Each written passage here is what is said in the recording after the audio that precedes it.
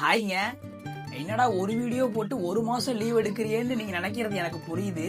ஆனா நானே வீடியோ போடணும்னு நினைச்சாலும் இந்த யூனிவர்ஸ் அதுக்கு எனக்கு ஒத்துழைக்க மாட்டேங்குது.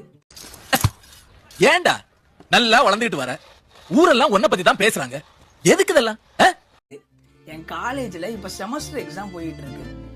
ஒரு நாள் எக்ஸாம், ஒரு நாள் லீவு, ஒரு நாள் எக்ஸாம்னு தொடர்ந்து எக்ஸாமா வச்சுட்டாங்க. ஸோ வர ஜூன் 13 தான் எனக்கு இந்த எக்ஸாமே முடிய போகுது. ஸோ அதனால தான் வீடியோ போடாம இருக்கேன்.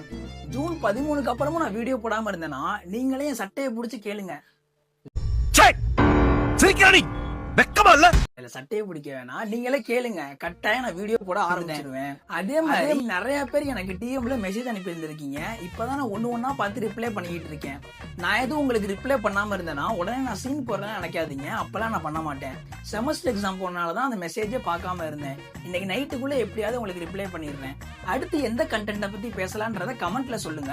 எந்த கமெண்ட்டுக்கு அதிக லைக் வருதோ அந்த கண்டென்ட்டை பத்தியே பேசிடுறேன். மறக்காம அப்படியே அந்த ஃபாலோ